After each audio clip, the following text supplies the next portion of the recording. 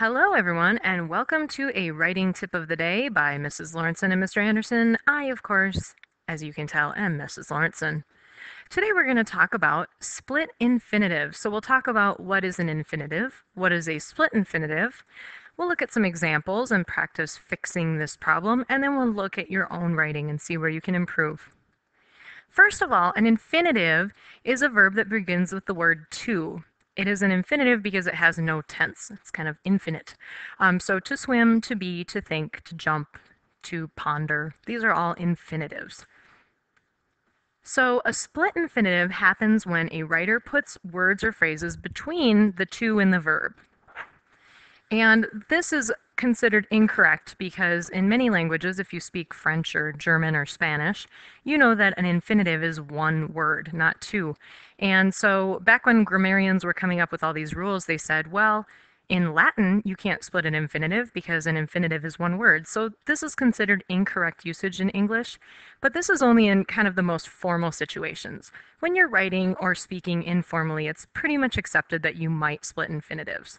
So let's look at the example below. I have to quickly eat my lunch or I'll be late for class.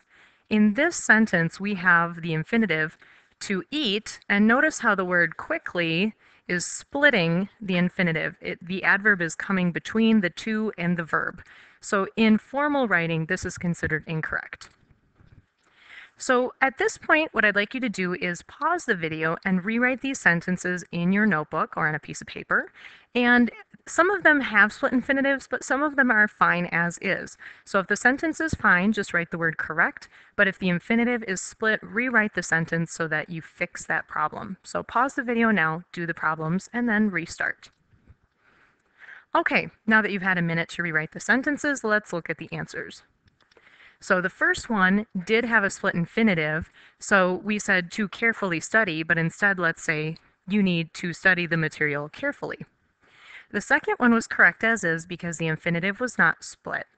And then in the third one, we said to correctly answer the problem, but instead let's change that to answer, which is our infinitive, and we'll move the word correctly later in the sentence.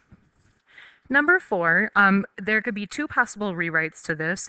The original sentence said to eventually improve, and to improve is our infinitive, so let's move that adverb somewhere else in the sentence, and there are two possible options for you. So now take a look at your own writing. See if you can find some infinitives and make sure that you haven't split the infinitive. But remember, of course, for casual or creative writing, sometimes this isn't so much of an issue, but if you're writing for an academic or a formal audience, you should really be careful to follow all of the rules. Happy writing!